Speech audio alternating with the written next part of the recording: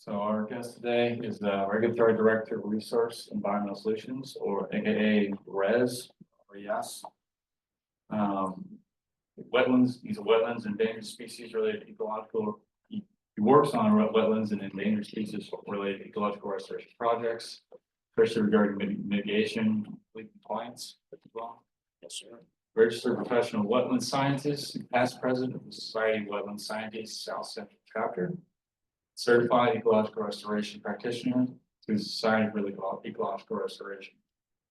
By resume, but I met our speaker at the Lands and Legacies Conference, and we talked about hay bales in his effort to use what we have out of Lawn and Deer Park Prairie and that seed, put it to use, and throughout Houston's dearth of habitat, that there's really missing that seed in a combination of other factors. But everyone give a big hand for Matthew Stahman.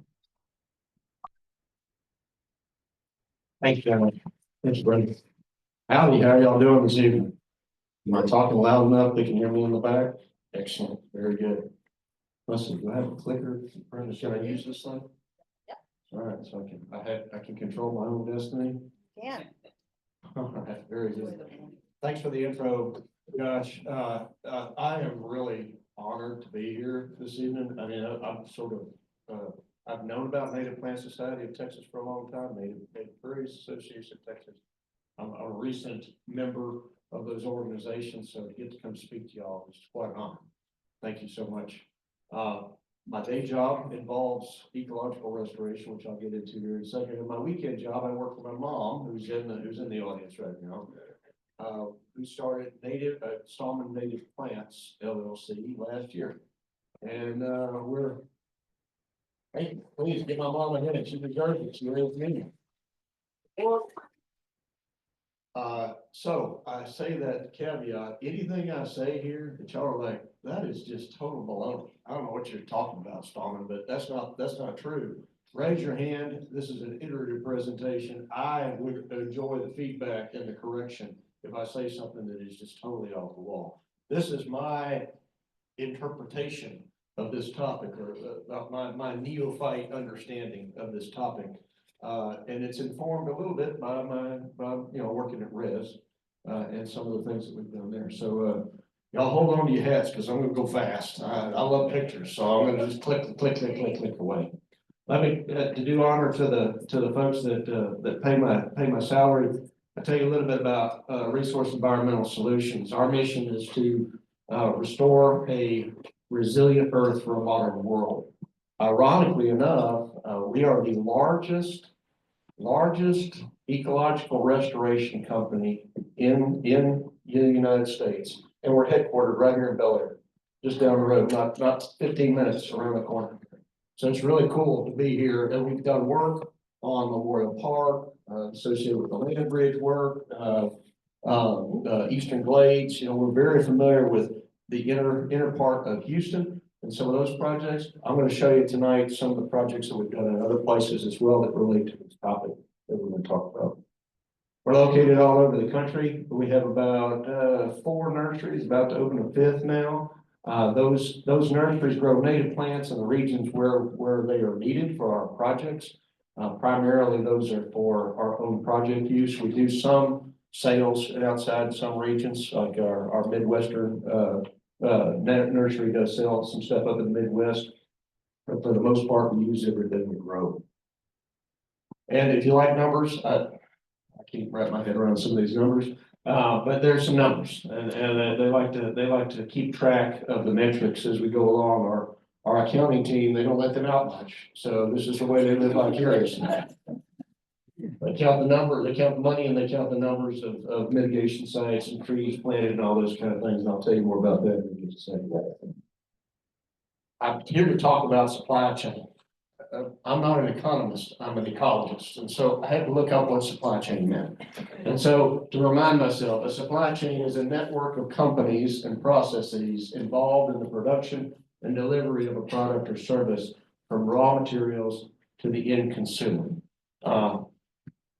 We'll see some of the things that I've discovered as I've looked into this topic over the last few weeks since Josh invited me to come speak. But I'm also going to try and put this into context with some of Rez's projects in different parts of the country. I asked myself 4 questions. I'll try to throw some answers out there, maybe some additional questions for y'all. Y'all can feedback to me. I'd appreciate it. What is our current supply in this local region? Anybody else here follow Houston Wilderness? You don't follow Houston Wilderness? You know Houston Wilderness. They've been around for a while now, and then one of their big things that they promote is just the education that Houston is one of the most ecologically diverse cities in the country.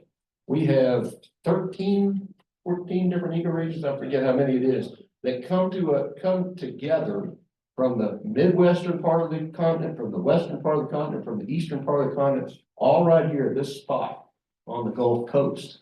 And I mean, if you got on the Beltway and drove around, or on Grand Parkway and drove around, you could see pretty much all of them in a day. It's pretty cool how that works. So, how does that relate to what we're growing in our market? So the second question I was going to ask is, what is the current market? And then what is the potential for future demand? And that's where I'll take you on some of these project terms tonight. And then I'm gonna wrap up with how do we grow our supply chain? And that's where I'm hoping for some feedback from y'all on that too, because I'm a neophyte and I work for my mom, so I gotta turn a profit. I'm trying to figure out how to grow this supply chain. What is the current supply? So I looked at this, and y'all are probably pretty familiar with many of these examples of growers in the region. And there were a lot, when I went to looking, there were a lot of folks. I was surprised at how many companies were growing native plants. Some of them are smaller scale, like us at Stahman Native Plants. I mean, there's my first year's production. That's all of it right there on that tab. Lone Star, Morning Star, Mark, I think how many greenhouses do you use? One greenhouse, I got a grow out table, then I got planting table. I don't think I'm offending you by classifying you in the smaller side, with us, it's basically the same thing. That's a lot of plants, so that's pretty good, that's really good. Then you've got the more medium scale producers like Mary Carroll's, operation down there in Alvin Greenstar. Houston, Audubon, Arbor Gate, Sycamore Hill out in Brown, those types of operations. And then you got the big boys, Spring Creek, growers, which is right across the street from Stahman Farms and many plants now, our neighbors, which was where I took this picture. They're local, mainly have been interested in growing things for bedding plants or vegetable plants, things like that. But now I just found out the other day, they're growing the native plants for HEB. I walked into their nursery and I'm like, I just paid full price for a whole rack of those things. That all had the labels and everything, just like on the shelf at HEB. I didn't realize my neighbors across the street, I went and bought them wholesale. There's a sale this weekend at HEB, 2 for $12. Yeah, they're good plants too. I grabbed a bunch of them, good plants. So, larger outfits like that, Greenleaf, which is a multi-state company, Earth Balance, for example, has been in Florida since 1981. These are much larger producers, and they don't just produce native plants. Maybe Earth Balance is only native plants, but they're starting to dip their toe into the market and become part of the supply chain, which I don't think is a bad thing. I think it's pretty good. I'd love to see them grow more of these native plants.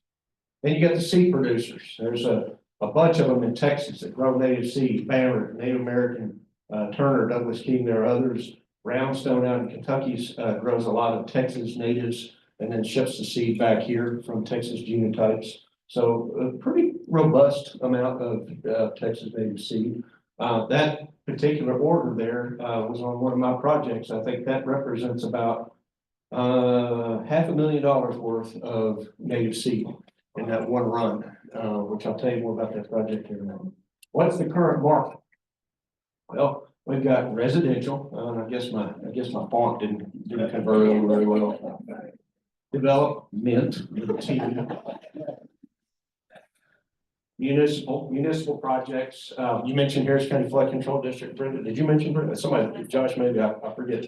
We were talking about Harris County Flood Control District a few minutes ago. That is a bioswale project by Houston Wilderness over in Pasadena. So there's a market for for those types of projects and whatnot. Harris County Flood Control District, which I'll talk about more in just a minute, It's becoming a major draw on the market, especially on the seed side, because of what you just talked about. What was it, Claire? I'm sorry. Shannon, I'm sorry, Shannon. You nailed it. It's great. It's great. The plants are great. But the biggest thing is the reduction in cost to the taxpayer, Yes. because they don't have to run those mowers. But we get a lot more benefits out of it. We get the native plants, we get the biodiversity, we get the pollinators, we get the deep roots, infiltration, and air quality on top of this. And then you got wetland mitigation. Who is familiar with wetland mitigation? Okay, a few of you. A quick primer on wetland mitigation. The Clean Water Act requires a permit to be issued by the U.S. Army Corps of Engineers for anybody who wants to put dredge or fill material into a water in the United States. There's been debates over what and legal challenges and all kinds of back and forth as to what kind of wetlands are waters in the United States. But regardless, if a wetland is considered a water in the United States, you got to get a permit. And when you get a permit from the Army Corps of Engineers, they require some sort of compensation, ecological compensation. They call it mitigation for those impacts that are not avoidable. And so a lot of my business at RES is built on providing restored areas on the landscape to offset impacts that were unavoidable and had to go in and get a permit from the U.S. Army Corps of Engineers. And that is a source of market for those plants, but alas, not necessarily a stable market. What is the potential for future demand? Oh, good. It didn't go off page on this. That's good. I love this quote from Don Campbell. If you want to make small changes, change the way you do things. If you want to make major changes, change the way you see things. Don Campbell's a rancher. I think he lives in North Dakota.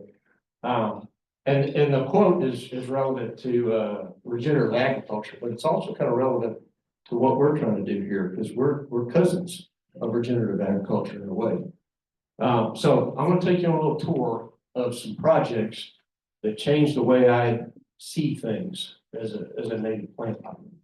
Let's start over here in Florida. We'll go on the East Coast first, and then we'll travel across the country. This is a project I'm working on right now, in the city of Winter Haven in Florida. And if you look, you can see that is a really pretty city. It is a city of lakes. They have 50 of these natural lakes. It's situated in central Florida between Orlando and Tampa. And those lakes developed in a karst topography, or karst geology, I should say, limestone. Beautiful, beautiful city, full of wonderful people and theme parks, like Legoland. I want to take my grandkids there one day. Beautiful city, so much water, but they're running out of drinking water. Because this water is not potable, it costs too much to treat that water. And so they take their water from the aquifer, from the Florida aquifer, and they pump that water out of there for about 75 years. And not only for municipal purposes, agricultural purposes, the water levels have dropped significantly in their aquifer. And so now, looking ahead at the projection for population size, the city of Winter Haven, they're like, uh-oh, we need to do something pretty quick. And we don't have much space to kind of figure this out. So they looked at their chain of lakes. The star right there is just a reference sheet for the project that I'm going to talk about here tonight. And they figured out that around the city, there's this low area or low system, floodways, floodplains, creeks, creek bottoms, or whatnot, ditches and stuff like that. Places that weren't really all that open to development, but you could do wetland restoration down in those areas. And in so doing, they ran some studies, and some engineers figured out, hey, we can store a lot of water in those low areas. And then we can inject that water after it's gone through these wetland systems and been polished. We can inject it back down into our aquifer and bring our aquifer back. And you think, oh, that's pretty novel, but it's not. City of Las Vegas has been doing that for 30 years now. And not through the wetland systems, because it's Las Vegas, but they take their water, their storm water, they hold it, and instead of letting it run off into the arroyos and whatnot, they put it in injection wells, and they brought their aquifer back up, and they have stabilized their water supply, at least from that aquifer. This is what their grand vision is. They call this a sapphire necklace. It's a string of these projects around the entire entire city that they'd like to restore one of these days. 3,000 acres, 20 projects that they want to get to eventually. Big deal. They'll need a lot of native plants. I'm sure the Florida Native Plant Association or Growers Association is really excited about this. And these are some of the benefits that they get out of these projects. They're going to have this nice string of trails around the entire city. The people there love to get outside. They love nature. They love being on the lakes. It'll be an awesome complement to that. It'll help with their with their water supply and their water quality, but it also reduces nutrient contributions into the watershed for the water that does continue downstream. This is my project site, just to let you know. It is very similar to some of the sites around here. In this case, it was ditched and drained in order to make good cattle pasture and good citrus groves. And the idea is to put it back. It's a low area. They just want us to go in and restore the wetland system. We'll probably end up with some sort of infrastructure that will inject the clean water back down into the aquifer when it's all said and done. So that's the first one that they want to do. Yes, ma'am. What's wrong with that water? Is it just brackish water or? It's fresh water, but it's nutrient laden. You get a lot of agricultural and municipal runoff into that water. Nitrogen is a big problem. Phosphorus is a big problem. The other problem in this part of Florida is the soils are actually naturally high in phosphorus. And so you get a lot of phosphorus. Josh, do you have a question? Lessons from this project so far, is it ongoing or? Just started. It's still in the design phase. I'm curious what considerations when design might have also been, brought up in terms of the algae blooms in Louisiana. Exactly. Same thing happens here. Yeah, if it were, if this works there, hypothetically, copy paste. I'm sorry, did you? If Yes. this were to work in Florida, hypothetically, the experiment that works for other regions. Absolutely, especially if they can scale up and do all 20 of those projects that they want to do in a couple of decades. It's a pretty cool project. Going to the west side of the United States. Anybody familiar with the Klamath River project? You might heard about that? Yeah. Well, that's Rez. Rez is the contractor doing the restoration behind the dams that came down. And this is my favorite part of the presentation because they take such really good pictures out there. Our western stuff. So if you're not familiar with Klamath River restoration, it's on the border between Oregon and California. Klamath River runs 400 or so miles down to Klamath, right there on the Pacific Ocean. There are 4 dams that have been in contention for quite some time now, ever since they were built about 100 years ago. Several Native American tribes have filed suit with the federal government for years to get those dams taken down because they stopped their native salmon runs, of which those tribes were extremely dependent. And so you can imagine the tribes fell on pretty hard times. Long story short, the dams came down. There was a consent decree. The dams came down. Rez was awarded the contract to do the ecological restoration of the lake beds behind these dams. And I'll show you some really fun pictures. This is just one of them. This is Iron Gate. And this was a before picture when they breached the dam. And wait for it. Boom. Isn't that pretty? That's what was at the bottom. There's the Klamath River recovered, I guess, for the first time in 100 years. And this was the material that we had to deal with. You can imagine unconsolidated silty sediments at the bottom of a river that had just been, or at the bottom of a lake that had just been drained. You can see the seeds that are already out there.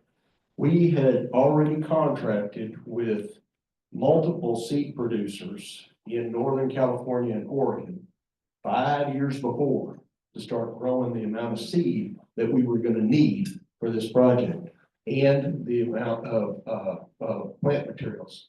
115,000, I got these numbers today, this is the latest, 115,000 bare root plug and container plants. That's just the tip of the iceberg.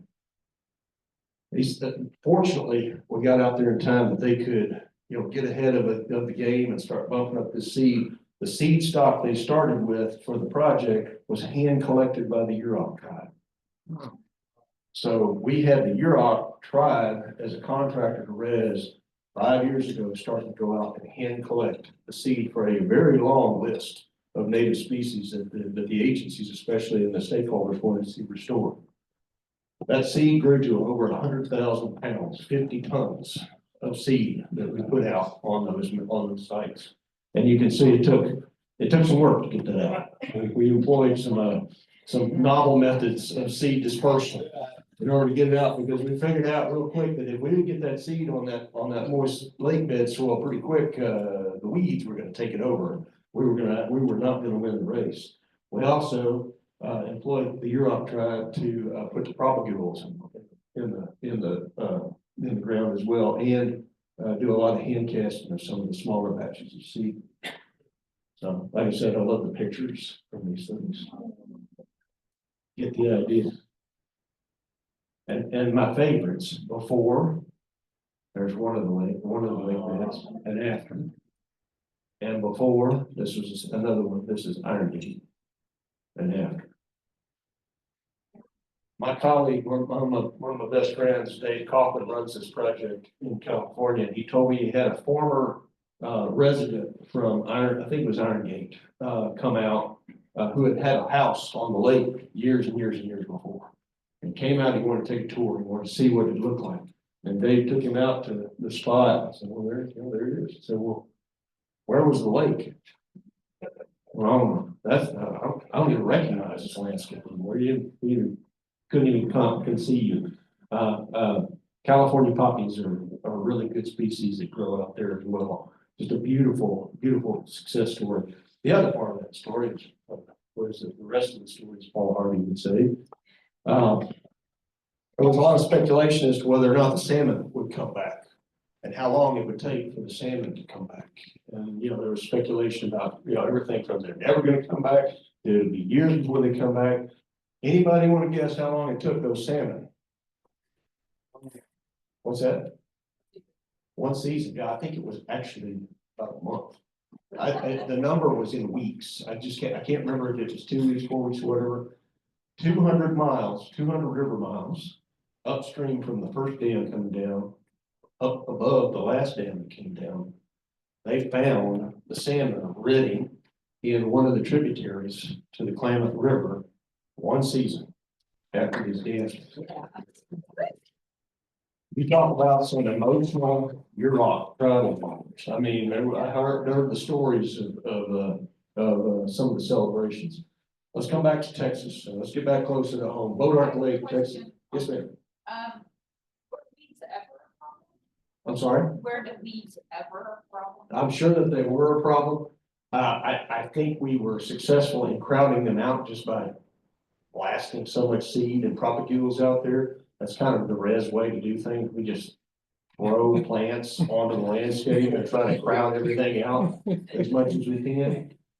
It's a whole lot easier to do that than to come back and have to treat the weed. It's cheaper to do that than to treat the weeds later on. But I have no doubt, I don't know as many of the details as I wish I did. I get to go visit this project in May.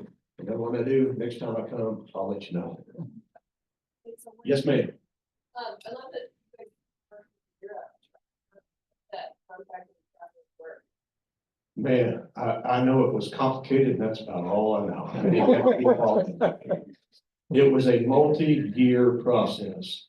One of the meetings I know that went on with the Yurok tribe involved an exchange of gifts. And because our company started out in Louisiana, we flew a full 12-foot alligator skin to California and presented it to the chief of the Yurok tribe. And he thought that was the coolest dang thing he ever seen. So there was that. I don't know about the actual legal contract. I'm sure it was 250 pages long. The Yuroks have been involved in this project way before Res got involved. When we came in and got involved, the first thing we did is look around and say, okay, well, who's already involved in this? And so we said, okay, we've got the company set up, the risk management set up, the financial backing and everything to do the project. Let's hire the Yurok tribe on it and several others. There were probably 3 tribes. I'm sorry. Who funded this? It's through the Klamath River Restoration Corporation, and I forget the streams of money. I'm sure there's federal money involved. Pacificor, I believe, is involved. The dam owners and whatnot. I don't know what percentages. Another question? Yes. Did the collection of the silt, the dam change technology at all? Yes. And what plants were suitable? Oh, as far as what plants were suitable, I don't know. That's a really good question. But, you know, when those dams came down, there was a silt load that flushing of that sediment going downstream. And that did have an effect on the water quality for a period until it made its way out into the ocean. And that was all accounted for, during the NEPA process, which lasted more than a decade. So everybody was expecting it. Boat Lake, and my apologies, I know I'm running up on 8 o'clock here. I apologize. Y'all just grab a hook and pull me off. I'll try and speed it up. This is the last project I wanted to show you, and I'll get to my final point. Boat Lake is the latest, the newest. Well, no, it's not. Now it's the second newest surface water reservoir to be constructed in the state of Texas in the last 3 years. It is a water supply for northeast, I'm sorry, the Dallas Metroplex. You can see Oklahoma up there on the top, Red River along the top, and then Dallas Fort Worth is down here. North Texas Municipal Water District is the entity that built this lake.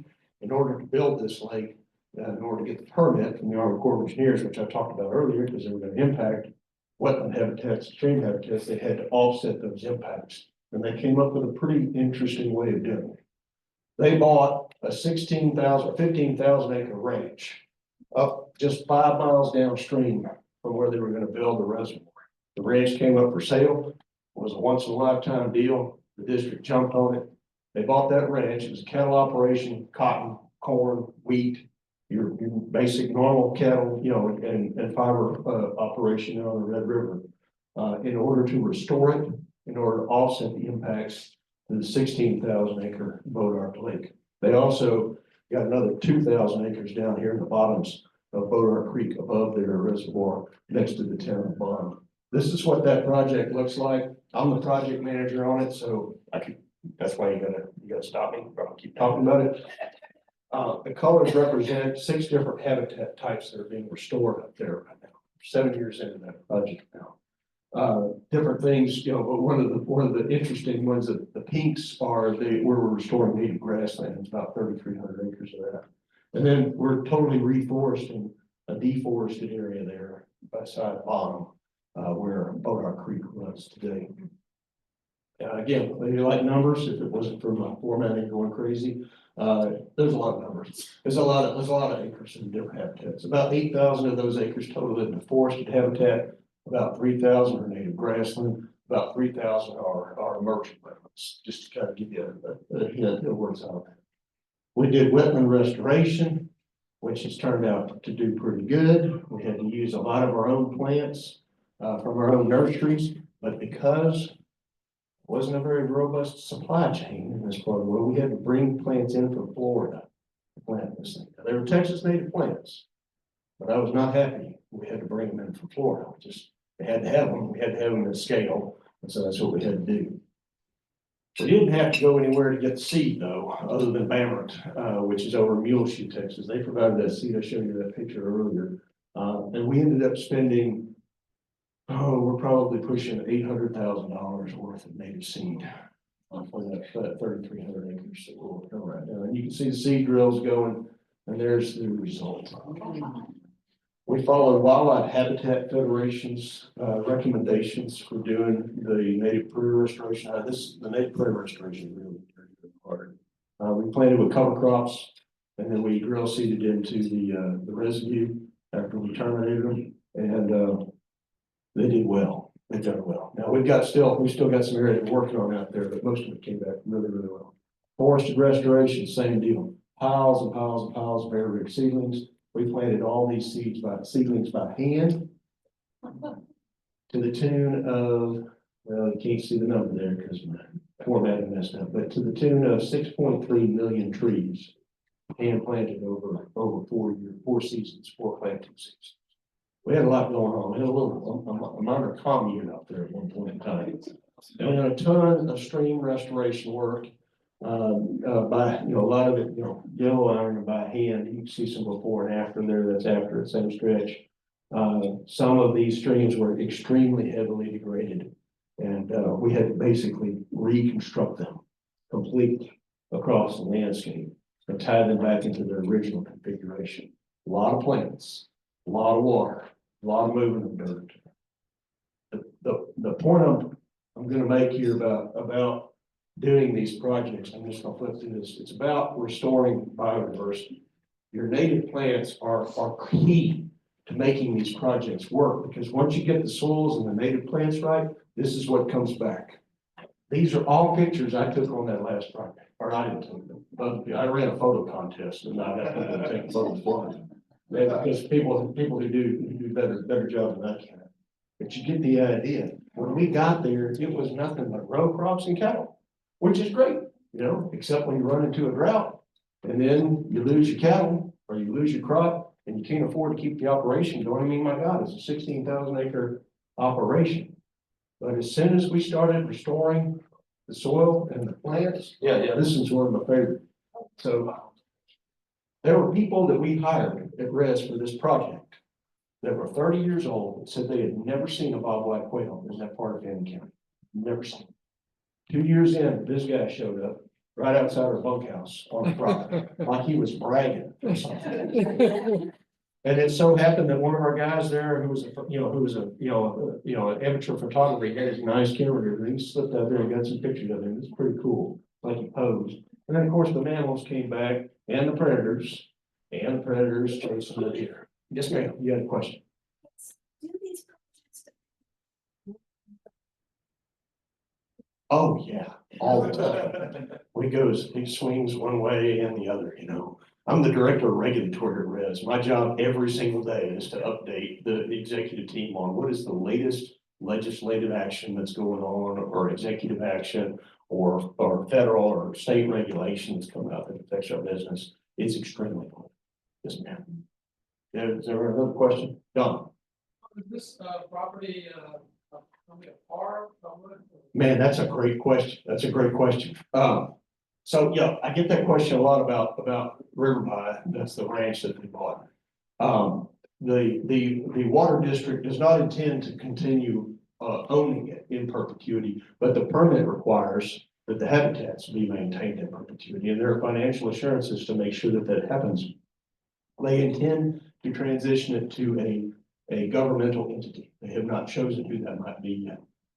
I was hoping it'd be Texas Parks and Wildlife Department, but you never know, you know, I mean, who knows? I mean, there's a bill right now, if you're not aware, to abolish the Texas Parks and Wildlife Department. So maybe it'd be General Land Office or Department of Agriculture. I have no idea. We'll just have to see, but that is the long-term plan, Don. Make a great wildlife management area. Great wildlife management. Yeah, another one of my favorites, baby bobcat. The other thing these projects do is they restore communities. You know, when we moved down to Fannin County on that last project, we had to hire a bunch of people. We had to ship a bunch of people in. COVID happened at that time. We had to create a bowl, basically, for a couple of years up there on site. People living and working together. You can imagine the relationships that developed over that amount of time, and children were born and raised on that project, and they're still being raised. Iris is one of my favorites. Let's bring it back home to Houston. Indulge me for a few more minutes on our episode. This is my daughter. We took a canoe trip in August 2017. Who else remembers what happened in August 2017? Hurricane Harvey. This canoe trip is in our pasture. Normally there are cows standing there. It's not normally a place where you can run a canoe. We had 48 inches of rainfall in this particular part of the county. We're in Waller County, so that, you know, it's on the western side, in 72 hours. And so after everything was done, we broke out the canoe and took a little ride around, and I educated her about how floodwater works. And floodwater, as we all know, water runs downhill. So that water, which was up here on the Katy Prairie, it's all Katy Prairie Conservancy's lands up there, where our farm is kind of nestled in amongst them, drains down into Addicks Reservoir, Parker Reservoir, or up Cypress Creek into the San Jacinto River. That's where all that water goes. It wants to go. You can see that from the LiDAR maps. You know, that's the way it drains. After Harvey, How many of y'all are familiar with Houston Stronger and their Buffalo Bayou Community Plan? Okay. So, there was a lot of talk and a lot of planning and a lot of money that were directed toward making us more resilient the next time one of these events happens. And it involves tunnel studies. That's great. Drain the reservoirs. It involves additional capacity in the reservoirs with some native restoration in the reservoirs, which if you haven't been to the reservoir, you would know that's desperately needed. The reservoirs, basically, there's reservoirs that become petri dishes for invasive species, both animal and plant. I won't go into that. That's a whole nother presentation. And then additional detention basins and whatnot up here in the development zone. Bridgelands is out there, Ellison, Grand Prairie is now moved in, all those areas. And then last but not least, in the Katy Prairie proper, what's still there, ecological restoration and additional holding capacity to the tune of 17,000 acre feet in that area. How are they going to hold 17,000 acre feet? Well, it's because of what you guys love so much. It's because of the plants. That's one of the main key features. It's not because of a third reservoir, which if y'all remember that little episode, nobody liked that at all, except the Corps of Engineers.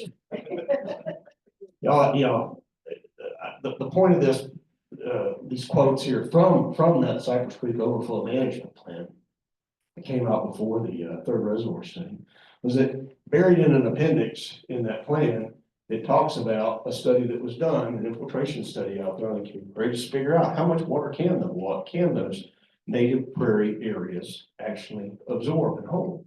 It turns out that about 1 acre of prairie can offset the storm volume from about 2 acres of single family subdivision or 1 acre of commercial retail development, if it is healthy native prairie with very deep roots.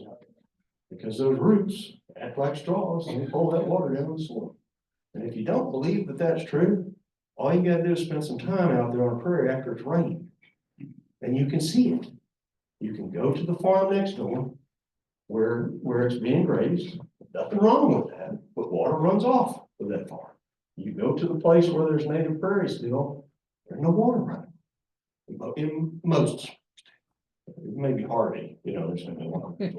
But you get the idea. A 1% increase in organic matter from those roots in that soil will increase the retention of the infiltration rate and retention rate for that soil to the tune of being able to hold an extra inch of rain. Can you imagine? Restoring soil and native plants is the future of flood resilience. It's true. And you've got on the Katy Prairie, you've got the Katy Prairie Conservancy, Coastal Prairie Conservancy now, who have done an amazingly good job and had amazing foresight to be able to hold on to about 15,000 acres out, similar to the project that I used to work, that I'm still working on. And that property is just, land, they're restoring a little at a time, one seed gathering trip at a time, land, who's I think probably had more seed gathering trips than any of us. Awesome job on that. That's where it's going. Harris County Flood Control District has taken a turn to wanting to use nature-based type projects, and obviously it's seed on their projects. This is a project up in Northwest Harris County, Zuby Park. I don't know if you guys live in the Cypress area or whatnot, you may know where this park is at. This is a res project. We actually worked on this and constructed it, and basically took that park back to what used to be a straight ditch for Little Cypress Creek, and restored Little Cypress Creek back to a native channel. Now all that bare ground has been seeded with native plants, native seed, and native trees. So, get to the point, Stahman. How are you gonna land this plane? How do we grow our supply chain? The demand is there, and it's growing. So that demand is happening on the East Coast, it's happening on the West Coast. Now, just like all our ecosystem, it's starting to converge here as well. More and more entities are realizing that nature is not just something to go see. It's an actual part of our infrastructure. It is a critical component. It is the other side of our green infrastructure. It is green infrastructure. It provides value. Big time. And native plants are the kicker for that whole thing. So, a few things I've thought about, are we at the point now, in order to increase our supply chain, of having a growers association? We have Native Plant Society in Texas. We've got Houston Wilderness has started the, I love Deborah and her acronyms, ransom and RANG, regional access to native seed mix and regional access to native grasses growers, which I never thought I'd see this, but that's pretty much all the native seed growers in Texas came to this meeting that Deborah orchestrated to talk to Harris County Flood Control District about long-term contracts for this seed. And they're starting to produce the Southeast Texas native seed mix, which y'all may be familiar with. And I was told by Deborah, you can go talk to Native Plant Society about the Southeast Texas native seed mix, but you have to caveat it because Harris County Flood Control District has a lock on the supply right now. So it's not really all that available to the rest of us, but that's going to change over time. And that is that Southeast Texas native seed mix, if you're interested in the actual species or not. And it's easy to find online. It's a great mix. It's a great mix for the places that you don't want to mow. And you want to grow, pollinator species, and you want to grow deep rooted grasses. It's a great mix. Hold on. Right, go ahead. It's QR code, absolutely. All right, I'm gonna keep on going. I'll leave the presentation too. Yes, sir. I did a little digging on this. Mary Keelers, landscape architect, innovation design director at Beth Clark's company. Oh, Clark County? Which, okay. Her star there, Mary Keelers, I worked with on the Grand Prairie, and she mentioned this mix, and I did a little phoning investigation because I saw some of these native R species, which I've heard can infest the native, indigenous populations. The cultivar, the actual cultivars. Yeah. Like what happened in Sheldon Lake, switchgrass. Would they use it Sheldon Lake, Alamo, Blackland, or one of those other cultivars, and completely devastated genetics. That's good to know. Well, they're tweaking the mix, so it's not like set in stone. So that's good to know, Josh. Feedback is critical. I was interviewing the salesman, and he didn't know it for a while. So he assured me that these germplasms are safe, but I'm skeptical. Well, we'll just have to see. Yeah, absolutely. What is the name of it? Because we might go see if it's in other mixes as well. The species, well, let's see. It's these germplasms, I think what you're talking about, Josh. So like coastal plains germplasm for little blue stem, Crockett germplasm for the mimosa. And then you can see the other germplasms that are Nacogdoches germplasm for eastern gallowgrass. Germplasm. A germplasm is a cultivar. So there, the NRCS or Texas Native Seed Program through Texas A&M University Ag Extension will go out and they'll collect different populations of native seed from different areas in the state, and they'll grow them, and they'll see which ones are the most robust given the certain climate conditions for that particular part of the state. And then they will bump them up until they've got a pretty healthy population that they can then collect the seed and then give them to seed growers who will then multiply them 1,000 times. It's very biblical, So, that's basically what they are. But they all trace their origins back to a single collection or a couple of collections in a particular part of the state. And then they go with it. It's agriculture, it really is. I don't like the idea of these plants becoming, agricultural in nature. I like wild plants with wild germplasms. Let me just clarify, this is overall a good thing, right? Yeah, but it's scale. It works. Monoculture does weaken genetic diversity. Each generation of each have one or two, but still on the right track. So it's one to say. Thank you for the disclaimer, Josh. Don, you'll recognize this picture. You may have even taken it. This is Deer Park Prairie. You can see the subdivision in the background. And this is my shameless plug for my mom's business. So, there are additional plant materials. We got growers association, growers association would be a good idea. Adding additional plant materials to the supply chain is another good idea. Native hay being one of them. There's my little tiny tractor. It is the size of a toy. And it does have a teeny tiny baler on the back of it that produces these mini round bales, of which I have 4 in the back of my truck tonight. If anybody wants to go with them, you want one? You want one? I got you covered. All right. And I'll have your other car. We experimented for the first time, going out to Deer Park Prairie and, learned a lot of things, mainly things not to do. Planning to go back out there again if Don and Impact will have us and do some more and hopefully learn some things to do, or implement some things to do, but it's turned out pretty good. So the first cutting we got off of Deer Park Prairie, we had about 1,800 of these mini round bales. They're about 40 pounds a piece or so. And most all of those are sold. I've still got a couple hundred left, but they've gone to mainly native prairie restoration project. Sheldon Lake got a bunch of them. Texas Parks and Wildlife, big fire. My company bought a bunch of them for restoration projects. And then there's been tons of people like Josh come by and buy 5 or 10 or whatever. What did Katie ISD, Mom? Katie ISD came and bought a bunch of them for the kids, and their native pocket prairie there in Katie. So it's been a really cool thing, an interesting experiment with a material that had not been easily available before.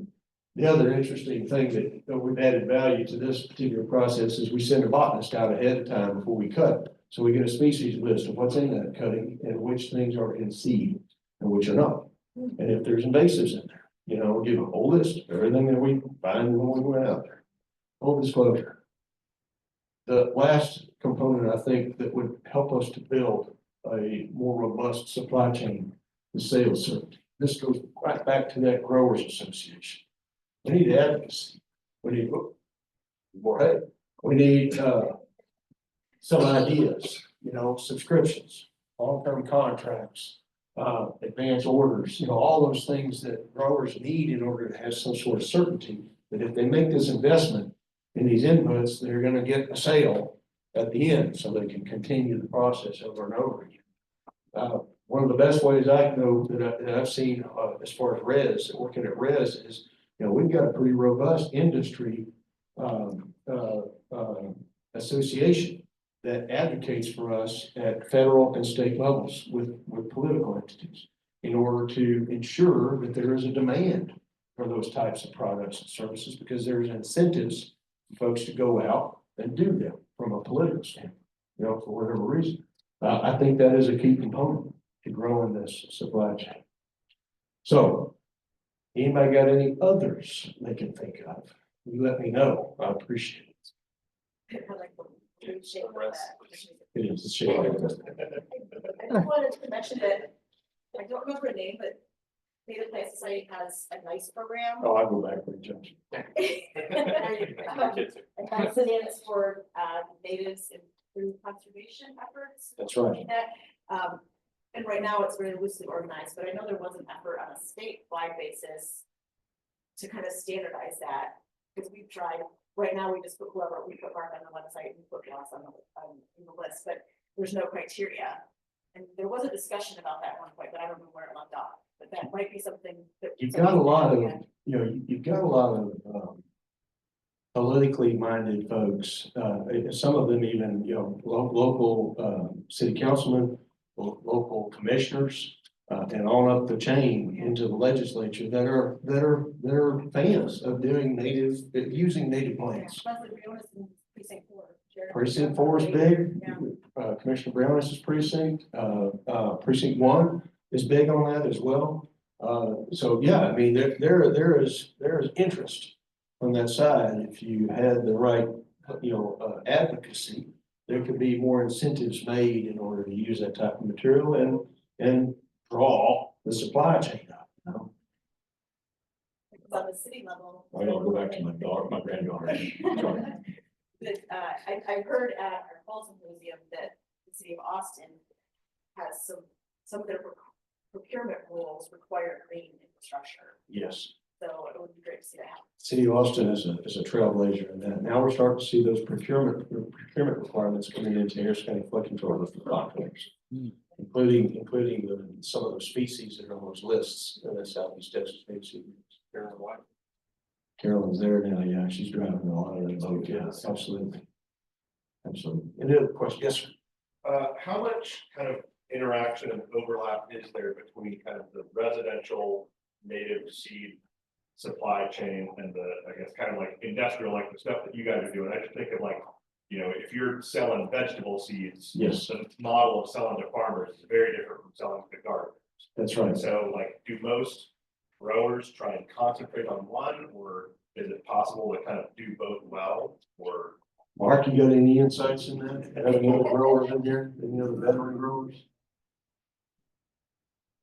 I see two different sides to the same coin. So, you know, I mean, I think that there will always be a residential market, and that market can be grown. Such that, you know, a rising tide lifts all ships type of mentality.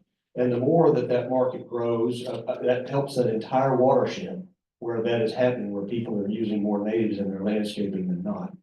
On the other side are those areas, those municipal areas, those floodplains, those areas under conservation easement that maybe haven't been restored yet. Those bigger, you know, pieces of the watershed that are out there, they're just waiting for a chance to get some more native plants put out there and restore that soil health. That will drive a lot of the big demand in the future. But I'd love to see a whole culture of Houstonians that want to do nothing but restore these native plants in their yards. Because what is it? I hear this, the biggest monoculture in the world is the North American yard. That is the biggest monoculture, you know, it's only like whatever, 4 species or whatever. So much of it. And there's so much of it, and we spend so much money to keep it that way, and that is nothing but a mindset. Pollution from lawnmowers to mow it. City of Winter Haven, the reason their lakes eutrophied is because of Scott's fertilizer land on people's yards, you know? Not to pick on Scott's, I mean, that's just an example. Let's see, I'll start with Brian. Yes, so a lot of the Houston bayous are like dredged and cemented by the Army Corps of Engineers. That is cool. So is there like maybe that cement will be taken out and restored? Or is that? That's a big question, and it's very site specific. As Houston has grown and continued to head toward what Harris County Flood Control District considers their frontier, the edges of the county. Construction methodologies for stormwater conveyance in those channels has changed. It used to be, you know, concrete line it, Yeah. and get the water out as fast as you can. Yeah. Now it's starting to drift more toward like that City Park example where it's like, well, let's restore the native meanders of the stream, the native characteristics of the stream, the native vegetation, and accomplish basically the same thing and have less maintenance costs. So it is something that will continue to evolve. In your main channels, it is what it is. I mean, we've got concrete up to the sides in a lot of places. Now, Buffalo Bayou is a little bit of an exception because there's a lot of pioneers back in the day that fought to keep Buffalo Bayou the way it is. Not likely that they will be able to ever concrete line Buffalo Bayou, despite what that last plan had in it with the third reservoir. That was part of the plan. But long term, now knowing what we know about how to restore streams, how water moves across the landscape, you know, companies like Res, we've been studying this now for 30 years, 40 years. We know better about how to maintain a stable channel without necessarily having a concrete. That is a good way to do it. I mean, you can maintain a stable channel by just running that concrete, but you can also use natural methods, natural vegetation in order to accomplish basically the same thing. I think that's all the questions. I'm sorry to keep you. Oh, I'm sorry. Just Right there.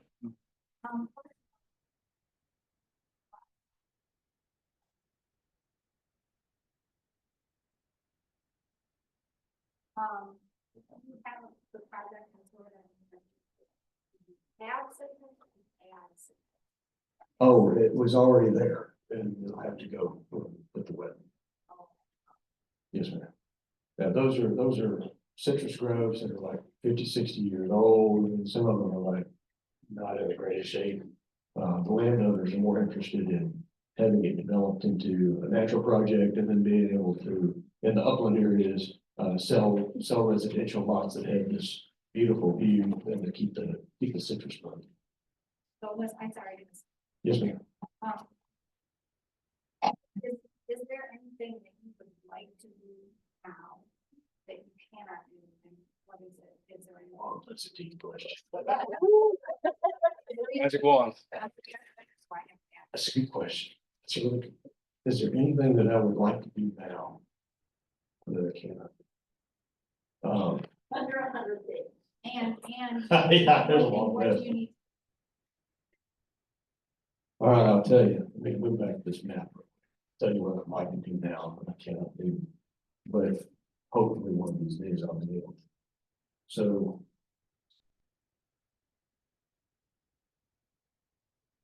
Get back to that map. This is my home. And I feel a deep connection to this part of the world, especially this western part of Houston. My grandparents ran a dairy right here in Haddix Reservoir up until the Army Corps of Engineers condemned their land. And then they had to move out here on the river and start over again. This entire watershed feels like another child, in the way. If there was something I could do, but I can't do right now, it would be to put everything that is not, that is not under contract, that is not under development, that is under a conservation easement, open land out here, back to a restored prairie ecosystem. That's what I would do. Because I truly believe that if that was done at scale, you wouldn't have some of the critical moments that we've seen develop in these reservoirs downstream. And it would honor my grandparents greatly to know that they didn't give up their land for nothing. I'd like to see this restored. And restored's a loose term. You get the idea. I'd like to see it brought back to a level of ecological diversity and ecosystem function that is its highest and best for that property. That's what I would like to see. More than 50 tons of native seed.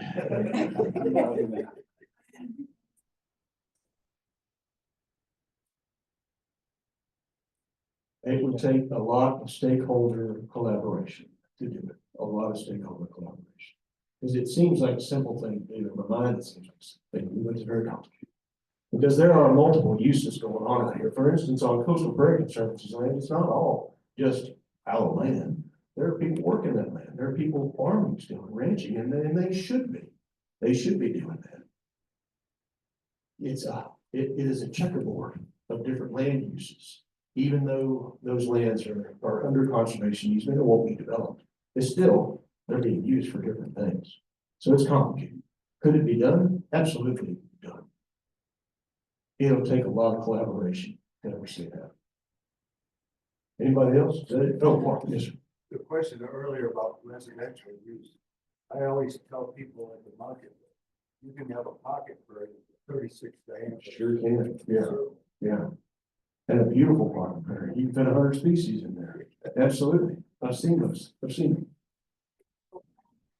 Oh, is that right? Yeah, from online, there's a comment from Donald Gerber, Texas native plant retailer here. A few of us in the native plant world have started investigating the opportunity to form the Texas Native Plant Network. Yeah, what do you know? Very cool. That's cool. Yeah, he's in San Antonio. Hi there. Blast from next door is in our little group. Nothing public facing yet, but native plant professionals, businesses are needed to help drive the organization. See, it is. Heck yeah, this is the future member of that organization. That's what I'm driving. Yeah, that'd be fantastic. Yeah. Tomorrow I'll be president of the thing. So I think you've alluded to this with the Growers Association, but is there anything else that we can do either as individuals or as an organization to support this kind of restoration work? Just to Man. all become growers? Don't All know. become I mean, that'd be great. If everybody had a little greenhouse or something and they were growing, that's fantastic. But I think the most important thing for everybody, and the thing that everybody can do is advocate.